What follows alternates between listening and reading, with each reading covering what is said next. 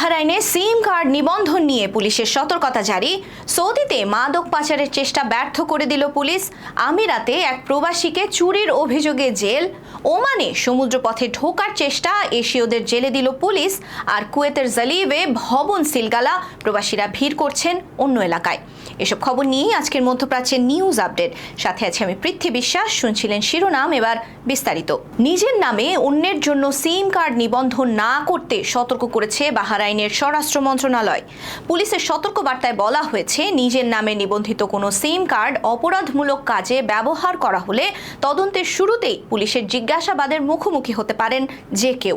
তাই নিজের পরিচয় ব্যবহার করে অন্য কাউকে সিম নেয়ার সুযোগ না দেবার জন্য পরামর্শ দেওয়া হয়েছে।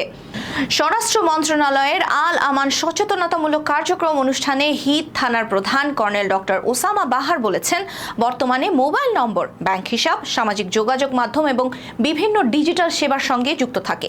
ফলে প্রতারণা, সাইবার অপরাধ বা সন্দেহজনক আর্থিক লেনদেনের তদন্তে মোবাইল নম্বর একটি গুরুত্বপূর্ণ প্রমাণ হিসেবে ব্যবহৃত হয়। কোনো অপরাধে ব্যবহৃত নম্বর যদি কারো নামে নিবন্ধিত থাকে, তাহলে প্রথমেই আইনশৃঙ্খলা বাহিনী নিবন্ধিত ব্যক্তির কাছেই যাবে। একই সঙ্গে অভিভাবকদেরও তাদের নামে নিবন্ধিত সিম কার্ড শুধুমাত্র পরিবারের সদস্যরাই ব্যবহার করছে কিনা তা নিশ্চিত করতে সতর্ক করেছে পুলিশ। এ বিষয়ে প্রবাসী বাংলাদেশিদেরও সতর্ক থাকতে হবে। সৌদি আরবে বড় একটি মাদক চোরা কারবারির চেষ্টা ভণ্ডুল করে দিয়েছে দেশটির পুলিশ। পুলিশ জানিয়েছে, আল হাদিথা বর্ডার ক্রসিং এর মধ্যে বড় ধরনের মাদক পাচারের চেষ্টা করা হচ্ছিল। দেশটির জাকাত, ট্যাক্স অ্যান্ড কাস্টমস অথরিটি জানিয়েছে, সৌদিতে প্রবেশ করা একটি যাত্রীবাহী বাসের নিচে বিশেষভাবে তৈরি গোপন কুঠুরি থেকে 36,773টি মাদকের বড়ি উদ্ধার করা হয়। অত্যাধুনিক স্ক্যানিং প্রযুক্তি এবং নিরাপত্তা তল্লাশির মাধ্যমে মাদকগুলো শনাক্ত করা হয়। জাটকার মুখপাত্র হামুদ আল হারবি আরও জানিয়েছেন, সীমান্তে চোরাচালান ঠেকাতে আধুনিক প্রযুক্তি ব্যবহার করে প্রতিটি যানবাহনে কঠোর নজরদারি চালানো হচ্ছে। সীমান্ত নিরাপত্তা আরও জোরদার করা হয়েছে। বাসিন্দাদের মাদক পাচার বা সন্দেহজনক কোনো কার্যক্রম সম্পর্কে তথ্য দিতেও আহ্বান জানিয়েছে সংস্থাটি। এক্ষেত্রে তথ্যদাতার পরিচয় সম্পূর্ণ গোপন রাখা হবে। তথ্যের সত্যতা প্রমাণিত হলে পুরস্কারেরও বিধান রাখা হয়েছে। সংযুক্ত আরব আমিরাতের শারজায়ে একটি বাসা থেকে 75,000 দিরহাম চুরির ঘটনায় এক প্রবাসীকে 1 বছরের জেল দেওয়া হয়েছে। সাজা শেষে তাকে আমিরাত থেকে বহিষ্কারেরও নির্দেশ দিয়েছেন আদালত। সেই প্রবাসীর পরিচয় বা তিনি কোন দেশের নাগরিক তা জানানো হয়নি। মামলার গুরুত্বপূর্ণ প্রমাণ হিসেবে ব্যবহৃত হয় ভবনের সিসিটিভি ফুটেজ, যেখানে চুরির চেষ্টার দৃশ্য ধরা পড়ে। আদালতের নথি অনুযায়ী ভুক্তভোগী তার কক্ষে রাখা 75,000 দিরহাম চুরি হওয়ার অভিযোগ করেন। ওই টাকা তিনি কর্মরত প্রতিষ্ঠানের ব্যাংক হিসেবে জমা দেওয়ার জন্য সাময়িকভাবে নিজের কাছে রেখেছিলেন। টাকা চুরি হবার পর তিনি সিসিটিভি ফুটেজ পরীক্ষা করে একজনের সন্দেহজনক চলাফেরা দেখতে পান। পরে পুলিশের কাছে ফুটেজ দেয়া হলে তদন্তে অভিযুক্তের বিরুদ্ধে চুরি এবং পৃথক একটি চুরির চেষ্টার অভিযোগের প্রমাণও পাওয়া যায়।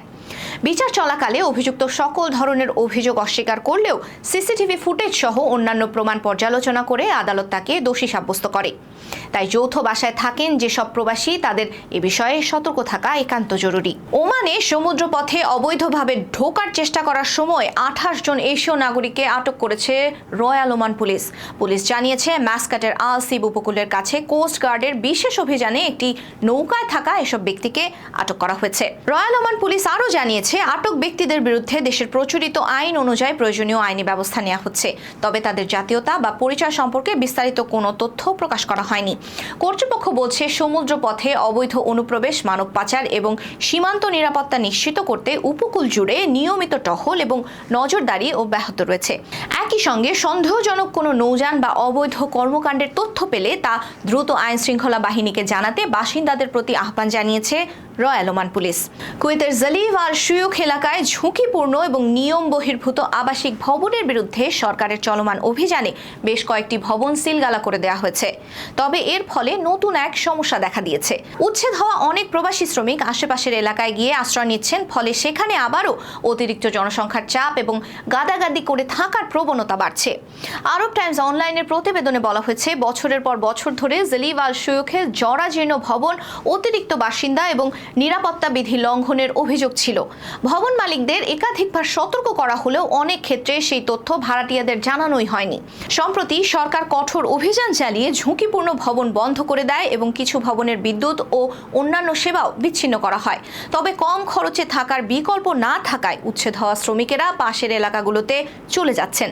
স্থানীয় সূত্রের দাবি, যেসব কক্ষে অল্প সংখ্যক মানুষের থাকার কথা সেখানে এখন 8 থেকে 10 জন পর্যন্ত থাকছেন। অনেক জায়গায় প্রতি বেড 40 থেকে 50 কুয়েতি দিনার ভাড়ায়ও দেয়া হচ্ছে। এতে অতিরিক্ত জনসংখ্যার সমস্যা এক এলাকা থেকে অন্য এলাকায় ছড়িয়ে পড়ছে। কুয়েত কর্তৃপক্ষ জানিয়েছে, যেসব ভবনে অনুমোদনের চেয়ে বেশি মানুষ বসবাস করছেন বা ঝুঁকিপূর্ণ পরিবেশে তাদের রাখা হচ্ছে সেগুলোর বিরুদ্ধেও কঠোর ব্যবস্থা নেওয়া হবে। এই ছিল আজকের মধ্যপ্রাচ্যের নিউজ আপডেট। আল্লাহ হাফেজ।